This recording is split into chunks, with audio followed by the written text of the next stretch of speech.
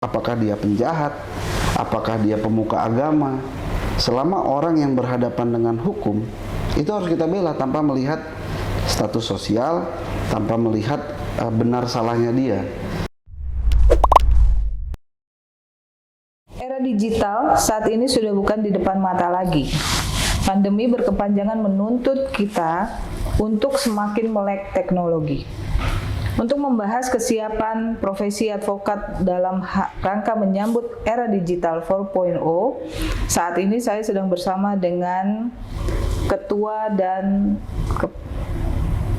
Bidang Humas AI Jakarta Selatan yang milenial, dan pada waktu pelantikan mereka mengusung tema yang berkaitan dengan 4.0. Apa kabar Mas Ketua dan Bang Humas? Baik, Mbak Rizka. Saya masih mengatakan Mas Ketua dan Bang Humas itu karena belum kenalan, ya kan? Jadi adik junior-juniornya Mas Bimo itu mungkin mau tahu nih ketua siapa dan ini. Sebenarnya kita tadi ada dengan sekretaris dan itu cuman berhalangan ya. Mungkin bisa mengenalkan diri Mas Ketua. Ya, terima kasih Mbak Rizka dan dari Hukum ID. Kami dari AI DPC Jakarta Selatan. Saya dengan Maju Bersama. Saya dengan Yudi Bimantara selaku ketua, biasa dipanggil Bima. Di sini ada rekan saya Arif Rahman Hakim dari Ketua Bidang Humas. Itu. Humas AI Jakarta. Humas AI Jakarta Selatan, Maju Bersama. Maju bersama. Maju bersama harus disebut. Iya. Ya, karena itu jargon kita. Sebelum kita membahas masalah 4.0, mungkin Mas Bima bisa menjelaskan dulu apa visi dan misi DPC Jakarta, DPC Jaksel ini. Maju Bersama. Lupa disebut. Iya, jadi gini, sebenarnya AI DPC Jaksel ini kita bentuk berdasarkan keresahan kami yang berprofesi sebagai advokat. Nggak apa-apa kalau Mas bilang berdasarkan keresahan kami yang muda-muda ini, nggak apa-apa, dan biar yang senior pada mikir. Iya, ya, berangkatnya dari situ. Jadi berangkatnya itu dari kami para advokat muda yang ya notabene berdomisili di Jakarta Selatan. Kita berpraktek dan berprofesi sebagai advokat ini merasa ada keresahan lah bahwa organisasi advokat yang ada sekarang ini hanya berfokus kepada melakukan pendidikan advokat, lalu melakukan ujian, penyumpahan, that's it, selesai gitu. Udah, sehingga tidak ada pendidikan berkelanjutan, tidak ada pembinaan berkelanjutan terhadap advokat-advokat muda ini. Di sisi lain, kita nggak bisa menutup mata bahwasanya teknologi ini kan semakin berkembang maju. Masyarakatnya pun, pelaku bisnis itu juga semakin beradaptasi dengan kemajuan zaman. Nah, kami atau kita semua sebagai advokat ini kan harus siap mengikuti perkembangan zaman. Kita tidak boleh lupa bahwa advokat itu adalah profesi terhormat.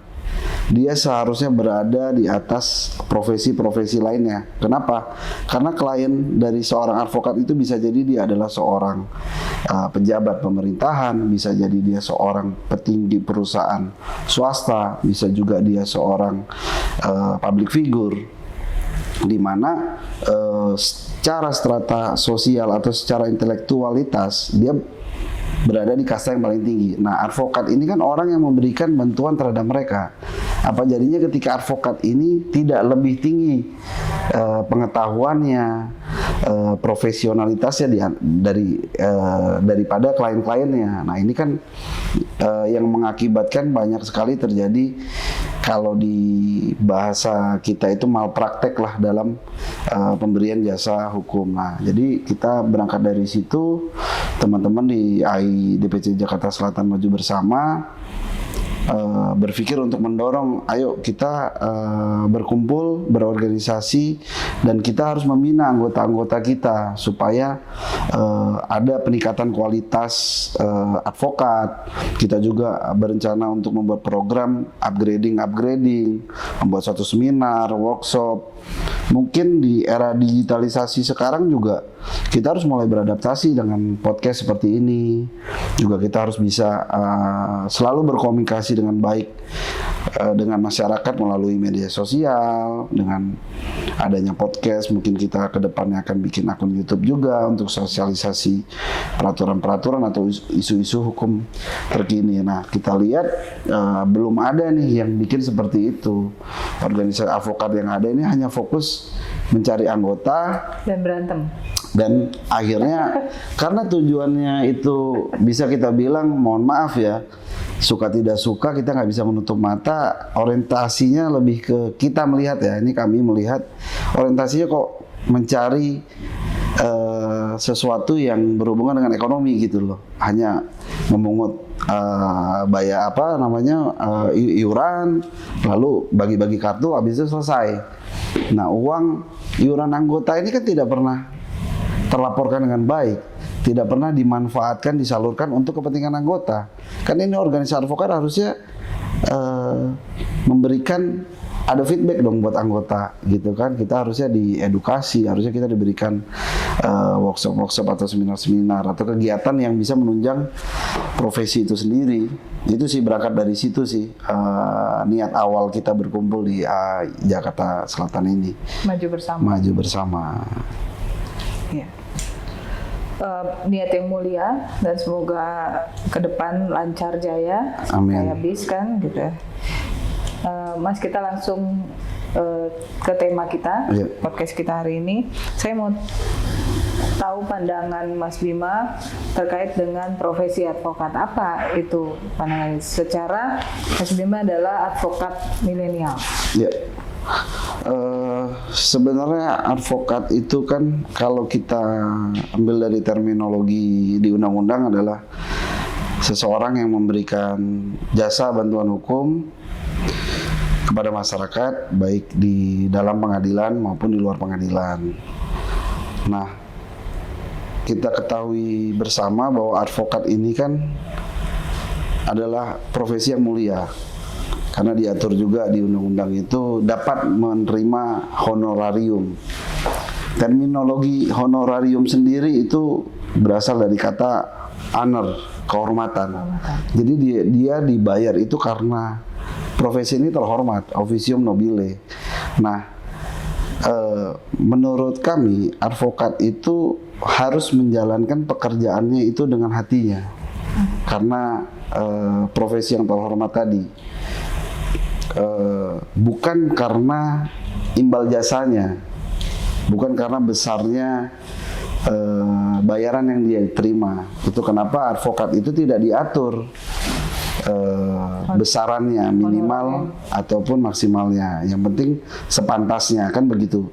Semakin besar pekerjaannya, semakin sulit, semakin besar juga tanggung jawab dan resikonya, maka advokat juga boleh menetapkan harga yang sesuai dengan resikonya. Begitu. Nah, kenapa sih advokat itu menjadi profesi yang mulia? Saya ambil contoh. Mungkin pagi tadi saya bisa terima kuasa dari salah satu direktur BUMN, perusahaan besar atau perusahaan multinasional. Ketika saya pulang ke kantor, saya ketemu ada pemulung di jalan yang dipukuli oleh polisi atau Satpol PP. Dengan hati nurani saya bisa bilang, kasih kuasa ke saya bela kamu. Kamu nggak usah bayar. Nah, disitulah kemuliaan seorang advokat, dan disitulah kemuliaan profesi advokat itu. Jadi bukan karena siapa dia yang memberikan kita kuasa, bukan karena berapa besar yang dia bayar untuk jasa kita, tapi kembali lagi advokat itu harus bekerja dengan hati. Jadi ketika seorang advokat itu melihat ada ketidakadilan, ketika seorang advokat itu melihat ada orang yang perlu dia bantu, dia bisa tawarkan, tunjuk saya sebagai advokat, saya akan bela kamu, saya akan bela hukum kamu. Nah, disitulah kenapa advokat itu menurut saya adalah profesi yang memang benar-benar mulia. Kita tidak bisa melihat siapa yang orang yang kita bantu, apakah dia penjahat, apakah dia pemuka agama. Selama orang yang berhadapan dengan hukum, itu harus kita bela tanpa melihat status sosial, tanpa melihat benar salahnya dia. Karena yang menentukan benar atau salah dalam sistem hukum kita itu bukan tugas seorang advokat. Itu adalah tugas hakim yang menentukan kesalahannya apa, berapa besar hukumannya. Kita sebagai advokat hanya membela kepentingan hukum dia. Sama seperti dokter yang tidak boleh melihat apakah dia penjahat yang barusan ditembak polisi, apakah dia seorang pengajar. Ketika dia sakit harus dibantu, harus diobati. Nah, itu kenapa dokter dan advokat itu memiliki kedudukan tersendiri. Mereka adalah orang-orang yang memiliki profesi yang terhormat. Ya mungkin itu sih kalau dari saya ya, apa itu advokat gitu. Mas Arief mau menambahkan? Ya, kalau saya sih nambahin dari statement Bang Bima tadi terkait advokat, ya sepakat gitu, semua kan pengertian advokat kan juga sudah ada diatur di undang-undang advokat ya, orang yang memberikan jasa hukum baik di luar maupun di dalam pengadilan. Nah, yang menjadi, saya nyambungin tadi Mbak ya, hubungan dengan Provoico. Cuman yang dewasa ini kan kita yang bikin kita resah dan mengangkat tema ini juga salah satunya juga udah disampaikan Bang Bima di awal tadi. Jadi apa itu namanya, mungkin cara-cara yang 4.0 atau yang milenial ini sudah beberapa advokat lakukan, cuman kayaknya belum optimal gitu Mbak. Untuk mencapai itu, kan kita tahu sendiri advokat itu memberikan jasa hukum. Caranya untuk memberikan jasa hukum itu masih belum optimal gitu. Semacam kayak pemberian jasa hukum yang sifatnya mungkin berupa pemberian jasa hukum yang gratis, tapi melalui misalkan IG Reels bisa kita lakukan itu gitu secara milenial gitu. Karena ini kan industri sekarang udah 4.0, bahkan udah mau 5.0 mungkin ya. Cuman di industri advokat ini belum ada yang bisa melakukan secara optimal. Nah, mungkin kalau menurut kita kita angkat tema ataupun visi yang tadi Bang Bima sampaikan, salah satunya menjawab keresahan-keresahan cara memberikan jasa hukum yang secara lebih sederhana dan lebih mudah diakses, karena semua digital, bahkan cepat perkembangan waktu itu digitalisasi semuanya, dan pemerintah pun juga semuanya kan mau dibuat digitalisasi. Jangan sampai industri advokat ini dalam memberikan jasa hukum juga ketinggalan. Secara kita juga tahu juga dokter pun sekarang memberikan jasa hukum kan udah digital banyak. Kita semua orang pakai kan Halodoc, kita pakai apa semua kan. Kayak Halodoc itu sangat sederhana Pak. Jadi orang gampang banget memberikan jasa kedokteran itu sangat gampang. Nah, kita mudah-mudahan dengan tema yang tadi sampaikan Bang Bima, kita di AHI Jaksel Maju Bersama ini bisa mencapai itu gitu loh Mbak. Tujuan kita itu. Itu sih kalau utama dari saya, Mbak Rizka. Tapi segala sesuatu kan kita tahu ya Mas ya, belanja pun sekarang udah online, apapun online, ya kan? Tapi menurut Mas Bima, siap nggak sih profesi advokat ini menatap? Kalau sekarang sih siapnya cuma Zoom itu juga terpaksa, yang tadinya nggak tahu jadi harus tahu karena pandemi dan kita terpisahkan oleh jarak kan. Nah kalau menurut Mas Bima, siap atau tidak profesi ini terbuka untuk menghadapi 4.0 ini? Iya, sebenarnya kalau ditanya profesi ini siap atau tidak, profesinya harus siap karena kita tidak bisa melawan perkembangan zaman. Nah, lalu kemudian pertanyaannya adalah apakah advokatnya atau oknum advokat ini sudah siap melakukan itu? Jawaban saya tidak semua. Nah, justru itulah yang menjadi concern kami kami ingin juga merangkul teman-teman lain gitu baik yang ada di Jakarta Selatan maupun yang di luar untuk bergabung dengan kami agar supaya kita mencari solusi nih. Gimana sih seorang advokat itu kan harus selalu up to date. Karena masyarakatnya kan selalu berubah, dinamis.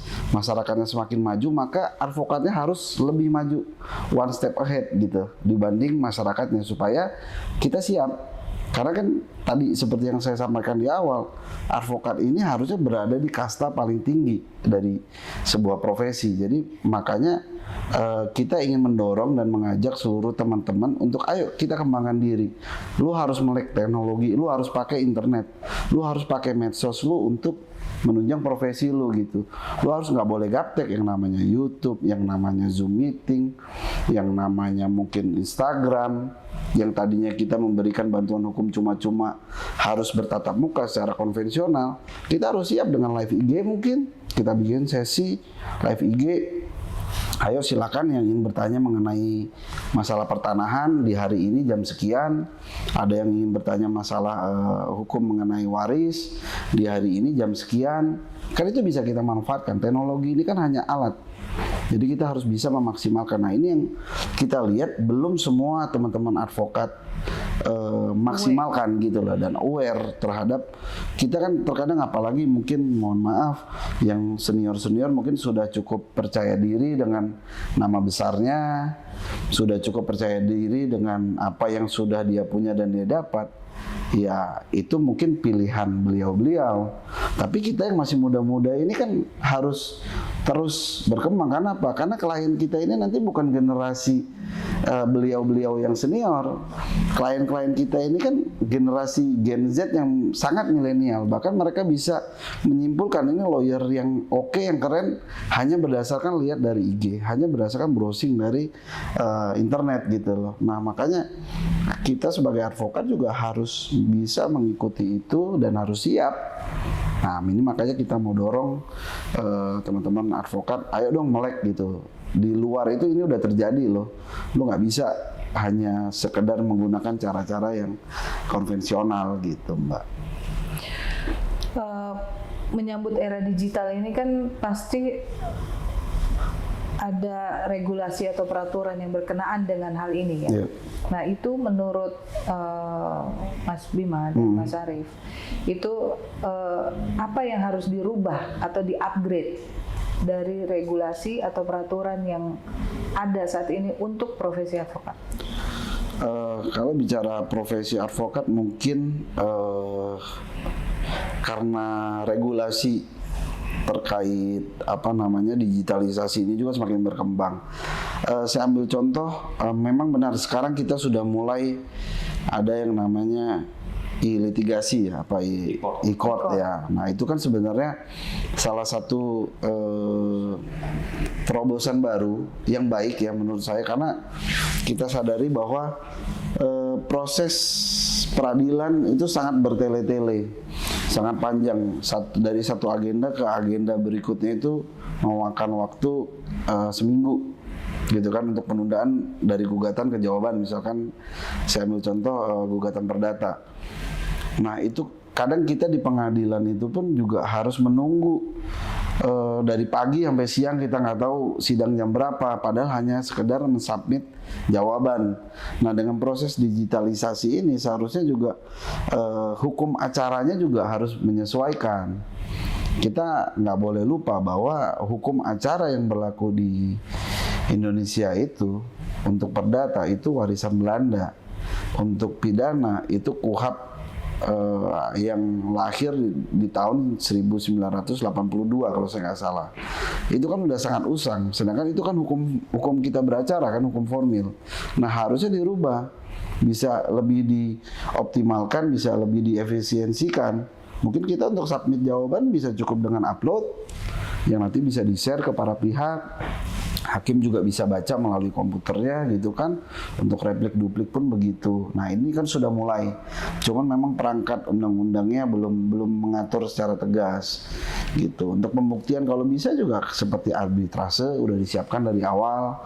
Jadi hakim itu sudah memeriksa perkara ini bobotnya seperti apa, siapa yang baik untuk memeriksa perkara seperti ini gitu. Jadi kita tidak bertele-tele dalam beracara. Itu saya ambil contoh dari sisi peradilan ya. Sebenarnya sisi-sisi lain juga banyak lah, seperti perizinan yang sekarang juga sudah mulai baik ya di 5 tahun terakhir ini. Untuk pendirian badan usaha itu juga sudah bisa kita akses melalui sistem internet. Nah, saya harap sebenarnya ke depan ini juga mulai banyak sektor-sektor lain yang menerapkan sistem digital atau sistem internet ini. Nah, advokat yang membantu masyarakat atau klien yang memiliki kebutuhan terhadap hukum ini kan juga harus mampu gitu. Mungkin kita bicara di Jakarta, advokatnya mungkin sudah sebagian besar sudah melek teknologi. Tapi di daerah bagaimana? Yang ada di ujung Papua sana, yang ada di Sulawesi, mereka sebenarnya tidak perlu ke sini kan. Yang sinyal juga susah ya. Yang sinyal susah gitu, yang mau internet harus cari wifi-an dulu gitu kan. Nah, itu sih yang manjat di pohon kelapa deh gini-gini. Nah, kan? Itu cari sinyal aja susah gitu kan. Nah, itu yang kita coba dorong lah, karena advokat ini tidak main-main gitu, karena dia menangani atau mendampingi klien yang mungkin memiliki persoalan yang cukup serius. Jadi advokat ini harus orang yang kompeten lah gitu. Kalau dari pandangan Mas Arief, apa yang perlu di-upgrade Mas untuk menunjang para advokat dalam bertugas? Yang perlu di-upgrade yang jelas yang pertama skill ya. Skill ya. Skill itu pasti. Yang kedua adalah skill salah satunya itu untuk advokat-advokat yang saat ini ada. Itu kalau bisa merespon perkembangan zaman sekarang.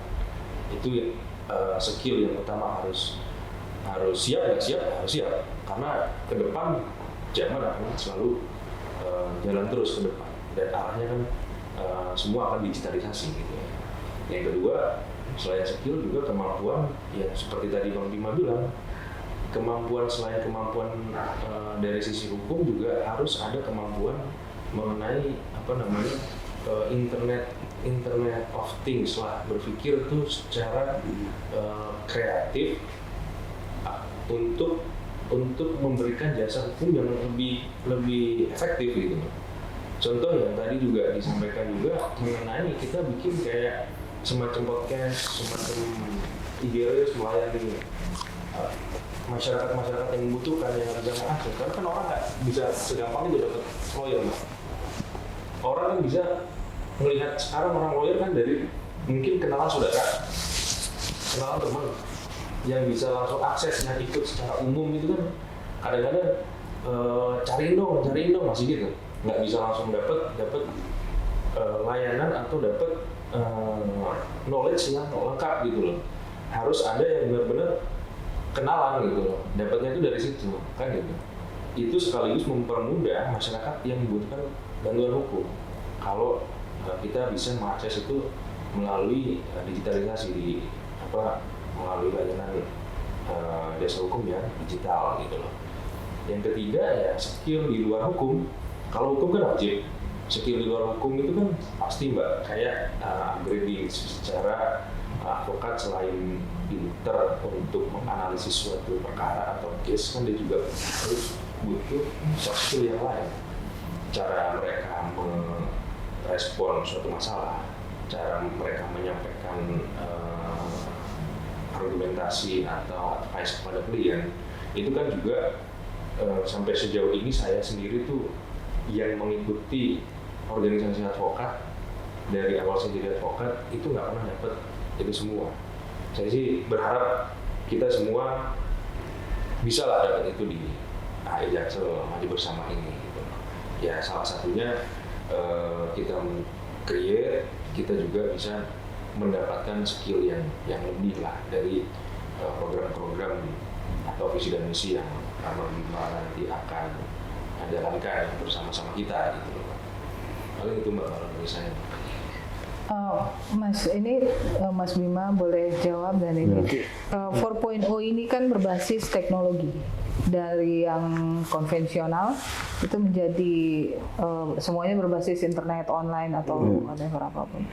Nah itu apakah profesi advokat ini kita tadi udah bahas Mas Bima udah bahas masalah e-court, terus ada beberapa kumham apa kita tinggal online. Nah, siap atau tidak di Indonesia untuk diterapkan untuk profesi advokat sekali lagi? Kalau menurut saya sih saat ini saat ini ya kalau untuk diterapkan di kota-kota besar mungkin siap.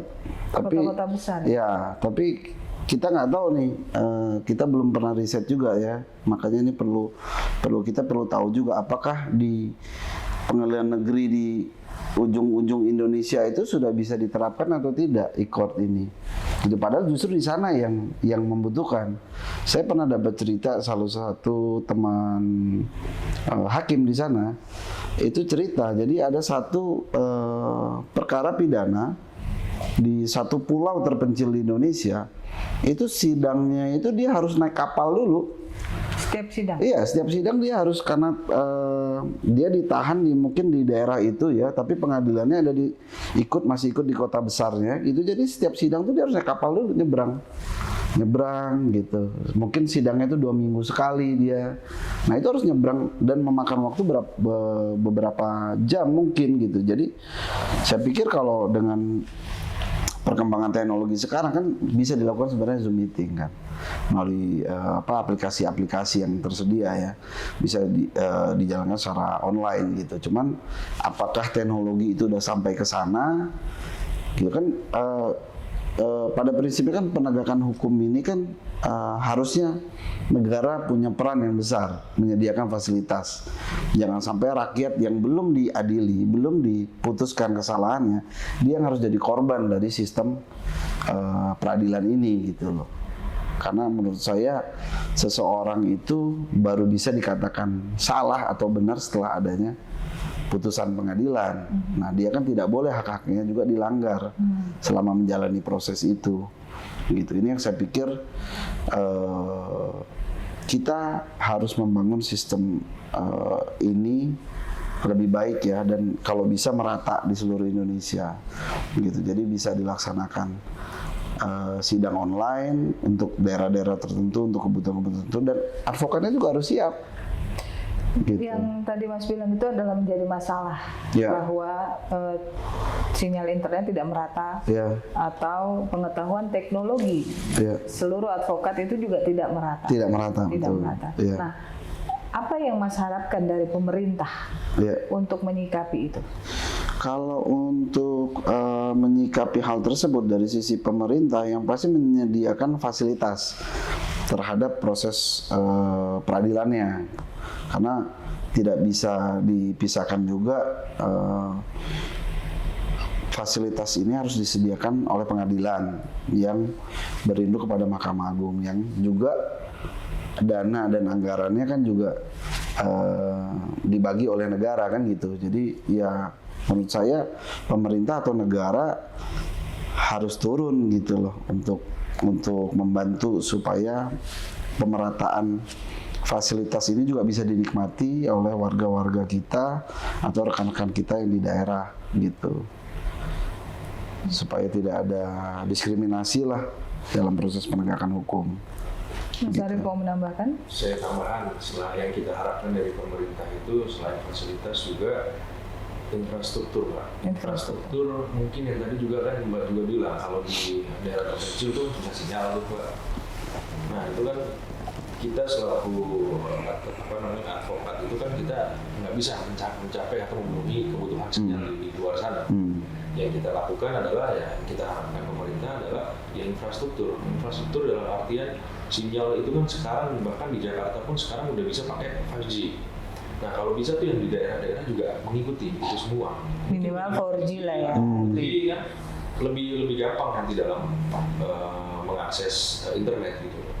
Itu yang kita harapkan dari pemerintah. Selain itu juga knowledge juga, pemerintah harus memberikan knowledge yang bagus untuk untuk para masyarakat yang di luar di pelosok-pelosok, jangan hanya memblok-blok situs-situs Porno.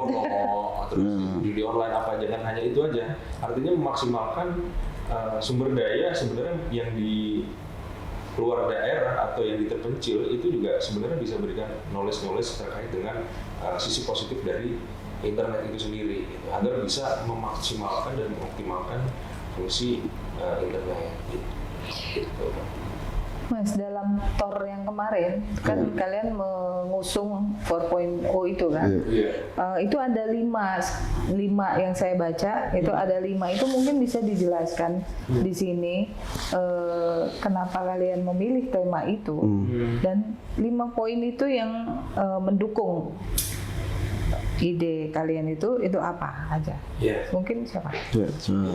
Mungkin saya kebetulan waktu itu saya dipercayai dari Bang Bima untuk jadi ketua panitia sekaligus Mbak. Jadi kita mengangkat tema itu, yang pertama, alasan pertama adalah kita berangkat memang dari visi misi dari ketua Jaksel Maju Bersama gitu ya. Nah, salah satu pendekatan kita yang kita lakukan adalah 5 yang kita menjadikan concern dari dari industri saat ini yang 4.0 ini. 5 itu kan kita, yang pertama ada Internet of Things, terus Big Data, ada Artificial Intelligence, ada Cloud Computing, sama Additive Manufacturing. Nah itu semua kan sekarang industri ya, itu kan di dunia sekarang kan menjadi pilar utama 5 yang tadi kami sebutkan, yang saya sebutkan tadi. Kayak misalkan Internet of Things itu kan sistem yang menggunakan semua itu berupa komputerisasi, berupa semua dari komputer atau berupa dari mesin-mesin digital. Ya salah satunya ya semua by komputer, apapun semua sistem apapun itu ya melalui komputer atau laptop ataupun perangkat elektronik yang kita punya. Yang kedua, big data. Big data ini kan juga sebuah fenomena yang menurut kami salah satunya adalah menggunakan sistem yang kita tadi pakai dalam Internet of Things tadi, yang menggunakan komputerisasi itu disimpan semua di dalam big data itu. Nah itu kan juga menjadi sebuah yang saat ini industri yang seksi gitu, big data itu. Yang ketiga, artificial intelligence. Artificial intelligence itu kan teknologi yang di negara-negara maju sekarang sangat ramai Mbak. Bahkan semua mesin yang bekerja, manusia hanya menjadi penggerak aja.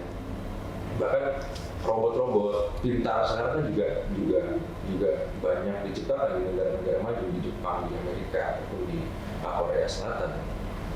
Nah, 5 pilar tadi sebenarnya yang menjadi landasan dan alasan kita kenapa kita kemarin mengangkat tema berdasarkan terbentuknya organisasi advokat yang berbasis solidaritas, teknologi, kreativitas teknologi dalam mewujudkan generasi advokat 4.0, 5 pilar tadi. Karena itu memang jadi yang menjadi pilar utama sebuah teknologi 4.0 gitu. Selain itu juga kita juga mengharapkan dari tema itu advokat-advokat HI Jaksel Maju Bersama, karena masih muda-muda mayoritas Pak, itu bisa merespon industri-industri yang sekarang sedang dialami, baik industri di bidang jasa hukum, di bidang manufacturing ataupun di bidang lain. Harusnya di bidang jasa hukum ini juga bisa advokat-advokat HI Jaksel Maju Bersama itu bisa merespon itu semua. Paling itu Mbak. Ya. Tadi salah satu dari 5 pilar tadi itu yang Mas sebutkan adalah big data. Kelemahan setiap organisasi advokat adalah tidak mempunyai database yang lengkap. Yang pertama permasalahannya adalah kantor advokat yang berpindah-pindah dan itu bagaimana Mas mau menyikapi tentang hal ini? Ya, kalau big data ya Mbak ya, big data yang saat ini kita akan lakukan gitu ya. Paling minimal sih kalau kita dari sisi saya di bidang humas gitu di ahli jaksa bersama, minimal itu kita punya punya tempat cloud gitu ya, punya data yang nantinya data-data tersebut baik peraturan dan bisa menyimpan kayak data-data anggota pertama, yang kedua peraturan-peraturan yang upgrade gitu. Itu kita bisa minimal itu semua bisa tersimpan dalam data kita gitu Mbak, melalui data secara digital, bukan data fisik lagi. Kita ngumpulin formulir-formulir secara hard copy atau ngumpulin peraturan yang di kertas kita tumpuk. Nah, mungkin melalui big data ini bisa kita manfaatkan untuk itu Mbak. Jadi kita gampang nanti mengaksesnya, kita tinggal lihat data anggota, kita tinggal lihat secara digital dari dari big data yang tadi kita simpan. Paling itu sih Mbak, minimal sih itu Mbak, satu peraturan, yang kedua data-data para anggota Ajaxo Maju Bersama ini bisa tersimpan dalam. Dan itu selalu di-upgrade nanti ya? Ya. Mas, saya mau tanya mengenai etika. Profesi ini sedang terdegradasi moral, ya kan? Dan terbukti dengan ada beberapa ODT, terus advokat lagi kan gitu. Nah itu saya mau tanya pendapat Mas itu bagaimana, dan Mas akan mengenai etika ini pasti Mas punya jurus tersendiri untuk bisa mengendalikan anggota Mas terkait dengan etika. Sebenarnya berbicara mengenai etika, saya mau memisahkan antara profesinya dengan oknum yang berprofesi. Tadi seperti saya sampaikan di awal, profesi advokat ini adalah profesi yang mulia. Seharusnya pelakunya atau oknum dari si advokat ini juga bisa menjaga marwah profesi advokat ini sendiri. Nah, sebenarnya memang agak sulit mengontrol perilaku manusia karena banyak faktor yang mempengaruhi seorang advokat sebagai manusia ya. Tapi setidaknya komunitas atau organisasi di mana dia berada itu bisa membentuk suatu kebiasaan. Kita nggak bisa pisahkan perilaku manusia itu pasti terpengaruh lingkungan.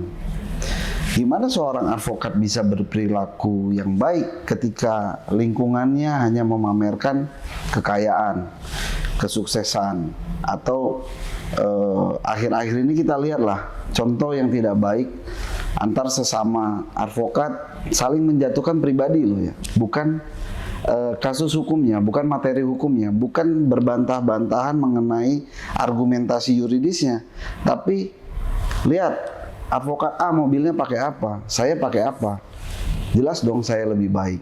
Nah itu kan contoh yang tidak baik dari mohon maaf gitu advokat senior ya, sehingga lingkungan atau contoh yang tidak baik ini dipamerkan di media sosial, membuat advokat yang mungkin muda-muda yang baru berpraktek berprofesi akhirnya menjadikan contoh kan gitu. Nah kita di Jakarta Selatan ini di BCAI Maju Bersama ingin merubah stigma itu. Seperti tadi yang saya sampaikan di awal, advokat itu kan profesi panggilan dari hati. Bekerjalah dengan hati, bukan dengan apa yang kamu punya, bukan dengan apa yang kamu dapat. Jadi kita harus bisa memberikan contoh kepada anggota bahwa ini loh advokat. Saya yakin, saya juga dulu waktu pertama jadi advokat, saya banyak melihat contoh-contoh senior-senior yang bisa memberikan contoh yang baik. Senior-senior yang mau turun lagi ke bawah untuk memberikan bantuan hukum cuma-cuma. Banyak juga senior yang memberikan pelayanan-pelayanan hukum secara gratis, tidak memilih karena uang atau tidak memilih karena strata sosial. Nah itulah yang mau kami dorong di sini. Kami mencoba ya, karena ini butuh proses, tapi setidaknya kita memulai di DPC Jakarta Selatan ini memulai untuk setidaknya memberikan ini loh, advokat itu tidak melulu seperti itu kok, gitu. Lawyer itu masih menjaga kehormatan profesinya. Kita harus tetap mau turun memberikan bantuan hukum, juga tidak saling menjatuhkan satu sama lain. Kita harus ingat bahwa kita rekan seprofesi yang harus sama-sama menjaga marwah dari kehormatan profesi ini, gitu. Saya pikir itu ya. Kalau sekarang yang terjadi kan saling memaki pun udah tidak tabu lagi ya, di medsos, di TV atau dimanapun. Bahkan kalau ini sering di pengadilan juga, kalau sana ini di depan hakim juga maki-maki. Sudah tidak ada lagi fatsun ke rekan sejawat atau bagaimana. Itu Mas menilai ini fenomena apa sih sebenarnya? Saya rasa kita tidak bisa selalu menyalahkan pribadi ya, karena saya pikir tadi saya bilang lingkungan atau komunitas atau organisasi kan harus memberikan edukasi atau bisa memberikan batasan-batasan. Itu kenapa kita punya Dewan Kehormatan, kita punya Komisi Etik. Nah ini kan harusnya dijalankan nih, ketika ada satu rekan sejawat yang merasa ada rekan sejawat lainnya yang melanggar etika, dia kan harusnya bisa dilaporkan untuk memberikan pembelajaran sebenarnya, kepada sebel baper gitu ya. Ya, gitu. Kita sering lah akhir-akhir ini ya, betul tadi Mbak Rizka bilang, akhir-akhir ini karena advokatnya semakin banyak, organisasi semakin banyak, kita lihat bukan justru meningkat kualitas advokat, justru terdegradasi, gitu, karena saling berebut klien, saling berebut pengaruh, saling berebut cuan mungkin, akhirnya saling menjatuhkan dengan cara-cara yang tidak etis. Seharusnya kan advokat itu kan berargumentasi, mengadu ilmu argumentasi yuridisnya kan, bukan mengadu, wah lu istri lu ini apalah ini, gitu. Itu sih yang kita lihat ya, kita sangat sayangkan lah, gitu, itu terjadi. Kita nggak pengen ini kemudian kita biarkan dan kemudian menjadi rusak profesi ini, gitu. Solusinya menurut Mas Bimo itu apa? Solusinya yang pasti kalau saya berpandangan bahwa organisasi advokat ini harus kuat, harus dibenahi. Kita nggak bisa menutup mata, organisasi advokat ini harus kita benahi. Kita punya komisi etik, kita punya Dewan Kehormatan, itu kan tugasnya mengingatkan anggota-anggota yang keluar jalur. Karena kami yang muda-muda ini juga tidak bisa menutup mata bahwa kami perlu dibimbing juga oleh senior-senior. Tapi kalau senior-seniornya sendiri memberikan contoh yang buruk, ya biar kami lah yang membimbing kalian, kan dibalik ya, dibalik gitu. aja ya. Ya mudah-mudahan bisa dibimbing kan, gitu. Ada Gitu. Kalau saya bandel, bapak saya tuh selalu bilang kan, saya dititipin misalnya.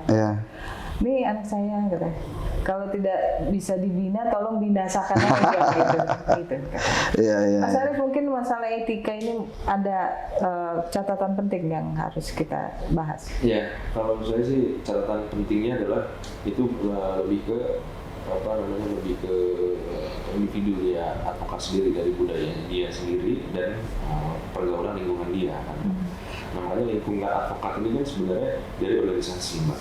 Organisasi ini yang sekarang kita tahu kan, fenomena yang kita tahu kan, organisasi advokat itu lebih banyak banget sekarang. Kita juga sebetulnya mencerahkan itu semua. Artinya begini, seharusnya kan senior-senior kan membimbing kami yang muda-muda ini dan menciptakan advokat-advokat yang berkualitas. Artinya berkualitas itu baik dari sisi menganalisa hukum juga secara etika, attitude. Nah itu kan juga hal yang sangat menjadi concern utama seorang advokat yang berkualitas kan itu. Nah cuman yang kita tahu kan sekarang justru malah ya kita tahu sendiri lah sekarang organisasi advokat itu banyak, senior-senior malah berantem sendiri-sendiri yang sebenarnya kita yang dari sisi yang muda-muda itu resah atas itu semua. Jangan sampai nanti kita sendiri, saya selaku pribadi pun juga menjadi, kita ada kekhawatiran kok senior-senior malah justru ribut-ribut sendiri, Mbak. Kok kita ngerasa yang sebetulnya butuh dibimbing merasa kita nggak ada yang membimbing ke sana, malah ribut sendiri-sendiri kan gitu. Nah itu menjadi keresahan kita, Mbak, sebenarnya. Nah dari itu semua, kalau lingkungan advokat atau dari organisasinya sudah membuat regulasi dan membuat badan-badan yang ada di situ, badan-badan itu kalau organisasinya sudah solid akan bekerja sendiri. Dari situlah advokat itu menjadi jera untuk melakukan hal-hal yang melanggar undang-undang, melanggar etika, itu akan takut sendiri, Mbak. Selain itu juga didorong dengan seminar-seminar, pelatihan-pelatihan etika, pelatihan-pelatihan skill yang lain, itu akan mungkin minimal mengurangi lah dari sisi advokat-advokat yang sifatnya melanggar etika atau melanggar undang-undang, gitu, Mbak. Nah, kita sih paling dari hal yang kecil dulu, mungkin minimal dari diri saya sendiri dulu, untuk menjaga etika dan menjaga profesionalitas sesuai dengan undang-undang yang saat ini kita sama-sama pegang. Minimal itu. Mungkin nanti untuk menjadi lebih besar mungkin di lingkungan kantor kita. Lebih besar lagi mungkin di lingkungan organisasi di AI Jaksa Maju Bersama. Mungkin minimal yang bisa kita lakukan itu dulu, Mbak. Selain itu juga kita juga mengharapkan senior-senior ini membimbing kita untuk menjadi advokat yang berkualitas. Kalau senior-senior kan karena udah kelamaan dia hidup jadi kolesterol meningkat gitu kan. Jadi ya samurat Tensi. jadi ya mungkin kalian yang muda-muda ini yang nanti harus mengambil peran terkait dengan itu. Tadi saya mau menggarisbawahi bahwa di sini organisasi advokat menjadi peran penting untuk menjaga etika atau marwah para advokat itu. Nah, apa harapannya Mas Bimo untuk profesi advokat ke depan dimulai dari AI Jakarta Selatan? Kalau saya pribadi ya, selaku ketua DPC, ketua itu saya ingin merubah stigma gini. Ketua itu bukan orang yang harus dihormati. Ketua itu bukan orang yang harus dilayani. Tapi terbalik. Ketua itu harus memberikan contoh kepada anggotanya.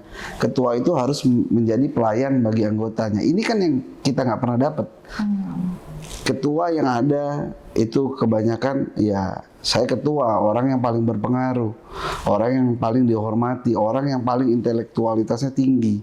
Seharusnya ketua yang baik itu adalah ketua yang melayani anggotanya. Itu yang nggak pernah kita dapatkan. Nah, saya nggak mau ini terjadi terus-menerus gitu loh. Minimal di DPC Jaksel gitu. Saya makanya saya pertama kali saya dilantik saya bilang saya akan menjadi pelayan bagi anggota. Dan saya akan memberikan contoh yang baik. Ini kan bukan tugas mudah, gitu. Karena apa? Karena saya nggak boleh salah nih, gitu. Karena anggota kan yang dilihat ketuanya, gitu. Ketua adalah cerminan para anggotanya, role model, gitu. Itu sih yang pengen kami mulai ya. Kami mulai untuk memperbaiki sistem yang tadi kita bicarakan udah carut marut ini, gitu. Carut marut ya? Carut marut. Kacau balau. Kalau Mas Arief, apa harapannya untuk profesi ini dimulai dari AI Jakarta Selatan? Ya, dimulai dari AI Jakarta Selatan Maju Bersama itu paling enggak kita bisa yang Jaksel ya Mbak ya, bisa memberikan atau bisa melakukan tadi saya sampaikan pelatihan mengenai skill di luar keadvokatan. Pelatihan yang kita maksud adalah pelatihan mengenai public speaking, mengenai attitude, mengenai kode etik yang saat ini kita berlaku. Paling enggak yang saya harapkan sendiri adalah kita bisa dibekali itu semua dan bisa mengadakan atau menciptakan pelatihan-pelatihan seperti itu, Mbak, agar anggota saya sendiri dan anggota AI Jaksa Maju Bersama ini bisa dibekali, advokat-advokat muda ini dibekali kode etik, pendidikan kode etik advokat yang saat ini juga sebenarnya dari saya sendiri pun jujur udah lama saya nggak baca kode etik itu. Dan kalaupun baca ya saya hanya yang ada cuma textbook aja, cara melakukannya, cara mengamalkannya atau menjalankan itu belum ada parameter yang pas gitu loh Mbak. Ya artinya itu harus ada, kita nanti ke depan di AI Jackson ini bisa mengulang atau mengulas lagi peraturan mengenai kode etik advokat gitu. Itu satu. Yang kedua, paling nggak kita bisa mengupgradekan diri yang muda-muda ini bisa menjadi advokat yang paling nggak beda lah dari yang lain, yakni dari sisi cara melakukan layanan atau memberikan jasa hukum yang beda dari advokat-advokat yang lain gitu. Paling itu sih Mbak. Secara luas sih saya sangat mengharapkan organisasi advokat ini menjadi hal yang penting untuk menciptakan advokat-advokat yang berkualitas. Seperti jangan sampai advokat ini jangan hanya memberikan pelayanan hukum tapi yang nggak berkualitas. Artinya nggak berkualitas tuh dari sisi hukum juga kurang, tapi hanya memberikan jasa hukum lebih berorientasi dari menangnya suatu perkara gitu loh Mbak, maksud saya. Jadi paling nggak bisa memberikan knowledge atau memberikan pendidikan bagi klien-klien yang mempunyai masalah hukum gitu. Jadi nggak cuman bisa nih saya menangkan, tapi nggak dikasih knowledge mengenai hukumnya gitu. Itu sih lingkungan yang sangat penting. Selain itu juga ketika organisasi itu solid, pasti roda organisasi juga jalan. Kayak Dewan Kehormatan atau kode etik apa semua jalan. Jadi advokat yang sekarang ada itu bisa diberikan dan diperketat mengenai cara mereka memberikan pelayanan hukum kepada masyarakat gitu. Itu Mbak Rizka. Nah dari perbincangan kita tadi, aku mau tanya satu yang sekarang lagi fenomenal, masalah rekonsiliasi. Nggak jauh-jauh, langsung senyum kan? Menurut Mas Bimo, rekonsiliasi di rumah kita dulu ya, AI ya, itu optimis apa pesimis? Apa yang menurut pandangan Mas Bimo? Karena begini, saya kemarin podcast sama Mas Alvin Sulaiman, Abang Ganteng itu bilang dia tidak mau membatasi. Jadi justru dengan adanya misalnya AI Maju Bersama di Selatan, Maju Bersama AI On, dia masih pegang kendali jadi ketua DPC juga kan, merangkap jadi wakil ketua. Itu dia mengatakan bahwa ayo kita bikin kegiatan bersama. Yang itu menurut saya itu adalah sinyal bagus untuk rekonsiliasi. Nah Mas bagaimana memandang ini?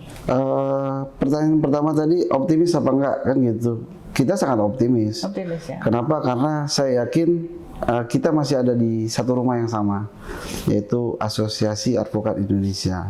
Itu yang pertama. Saya sangat optimis dan teman-teman di DPC Jaksel Maju Bersama juga mendorong untuk terjadinya rekonsiliasi. Yang kedua, apakah dimungkinkan apabila kita memiliki agenda bersama?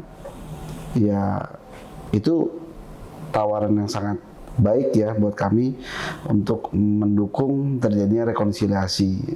Kami juga di DPC AI Jakarta Selatan Maju Bersama itu sangat terbuka dengan siapapun gitu. Bahkan dengan anggota yang non AI pun kita sangat terbuka. Ayo mari kita bikin agenda bersama, kita mengajak juga rekan-rekan advokat yang belum tergabung dalam organisasi untuk bergabung dengan kami. Karena di awal kita terbentuknya AI DPC Jaksel ini justru ini hanya sebuah awal. Kedepannya kita pengen lebih banyak teman-teman, rekan-rekan, anggota yang bergabung untuk mendukung visi misi yang tadi telah kami sampaikan gitu. Kita harus mulai berubah lah. Kalau mungkin Indonesia masih harus pelan-pelan, nah kita mulai dari Jakarta Selatan nih. Jakarta Selatan ini kan nggak bisa, ya suka nggak suka seperti role model lah. Kita tahu di tren saat ini kan ada muncul anak Jaksel tuh seperti apa. Itu kan jadi disorot gitu loh Jaksel ini ya. Kita di DPC AI Maju Bersama Jakarta Selatan ini ya mengajak teman-teman untuk memulai hal-hal yang baik. Mungkin kita kesampingkan dulu kericuhan banyaknya organisasi advokat, kericuhan dari banyaknya advokat-advokat baru yang dilantik yang habis itu nggak tahu apakah masih diurus sama organisasinya atau tidak. Nah, kita mulailah dari organisasi kita gitu loh. Kita mulai memperbaiki, kita mulai tadi yang disampaikan oleh Arif tadi, ada 5 pilar tadi. 5 pilar 4.0 itu kan punya 2 sisi, Mbak. Sisi baik dan sisi buruk. Sisi baiknya tadi disampaikan sama Mas Arif. Big data, cloud system, itu semua bisa kita manfaatkan sebagai advokat. Kita harus melek, kita harus siap menggunakan itu. Tapi di sisi lain punya sisi negatif. Apa itu? Artificial intelligence. Nah, sekarang pertanyaan adalah, apakah jasa hukum ini bisa digantikan oleh artificial intelligence? Kalau manusianya tidak berkembang, orang akan menggunakan artificial intelligence. Sedangkan hukum itu kan hidup dan berkembang di tengah-tengah masyarakat. Itu kan Dinamis ya. Itu kan teorinya begitu, dinamis. Hukum ini dinamis. Nah, pelaku hukum, penegak hukumnya, advokatnya juga harus terus mengupdate dan mengupgrade diri supaya dia tidak kalah dengan komputer. Gitu. Jangan sampai peran manusia, sisi-sisi humanis manusia ini bisa digantikan oleh sistem. Seperti tadi saya sampaikan, seorang advokat itu harus menggunakan hatinya. Dia bisa memilih untuk membantu, bisa memberikan pelayanan. Itu kan tidak bisa dilakukan oleh sistem. Tidak bisa dilakukan oleh robot gitu. Nah, itu sih kalau Mau menambahkan? Saya namanya Mbak, kalau untuk rekonsiliasi atau dibilang optimis apa enggak ya, keadaan seperti apapun kita pasti optimis Mbak, dan itu menurut saya harus dilakukan gitu mengenai rekonsiliasi gitu Mbak. Selain itu kalau untuk melakukan kegiatan bersama, jujur aja tadi saya habis ada ini dari pengadilan ketemu rekan juga sama-sama ajak, cuma beda, yang satu maju bersama, yang satu on. Kita saling kenal, temenan juga, bahkan saling ngajak, ayolah kita bikin main bola bareng, ayolah kita ngapain kayak bareng, kita udahlah. Artinya gini, itu semua kita tuh yang bawa-bawa nggak ada masalah sebenarnya Mbak. Ya kita kalaupun bisa rekonsiliasi, itu kan nanti ya senior-senior Mbak, yang atas Mbak. Kalau kita yang bawah ini, saya sendiri pun nggak ada masalah secara personal ataupun dari sisi organisasi. Bahkan itu juga terbuka dari Mas Bim sampaikan, dari di luar advokat AI, itu juga terbuka untuk melakukan kegiatan bersama. Ya namanya juga maju bersama, ya sama-sama kita maju kan. Baik dari AI Maju Bersama ataupun IO ya sama-sama. Kalau mau bikin kegiatan ya, dari yang sampaikan Mas Bim ya kita ayo aja. Kita sangat terbuka juga, bahkan kalau bisa bareng kan lebih ramai gitu Mbak, main bola jadi banyak timnya gitu. Dan namanya satu keluarga, kakak adik kan, walaupun musuhan, banting pintu, pukul-pukulan, habis itu tetap selesai di meja makan. Iya, itu sama kopi. Iya, dan AI ini, mari kita jaga AI ini untuk menjadi rumah yang cantik lagi ya. Amin. Closing statement dari Mas Ketua? Closing statement dari kami, yang pasti visi misi kami adalah visi misi yang baik. Visi misi kami ini semoga bisa kami jalankan. Visi misi kami yang lain juga tetap mendukung apapun langkah yang baik dari DPP untuk melanjutkan roda organisasi. Lalu terkait rencana rekonsiliasi, kami dari AI DPC Jakarta Selatan Maju Bersama mendorong terus langkah DPP untuk dapat menjalankan program-program atau rencana-rencana rekonsiliasi seperti yang disampaikan Arif tadi. Justru AI Jakarta Selatan versi Officium Nobile itu juga rekan-rekan kami. Di situ banyak juga senior-senior kami yang kami cukup dekat, sering berhubungan, sering ngopi bareng, sering main bareng. Tentunya kalaupun memang yang senior-senior ini mungkin sulit untuk memulai suatu rekonsiliasi, kami dari DPC Jakarta Selatan siap memulai berhubungan dengan baik dengan DPC lainnya, gitu. Itu sih. Semoga niat tadi itu bagus tuh statement terakhir tadi bahwa kalau mereka kelamaan ya bisa yang muda-muda untuk berperan kan, dan itu yang diharapkan. Yang diharapkan untuk bisa mengembalikan. AAI itu punya Bandung, punya Kawenda, terus Mas Alvin Sulaiman, Nahot, itu kader-kader terbaik dia, dan sekarang lahir lagi nih Mas Bima, Mas Arief. Nah dari situ kita mudah-mudahan menjadi rumah yang cantik lagi. Amin. Dan itu senior beliin obat kolesterol. Atau suruh makan timun biar masih makan ya. Timun aja biar herbal. Gitu. Oke, terima kasih waktunya. Terima kasih Mbak Rizka, aku Maidi. Terima kasih. Selamat sore. Sore.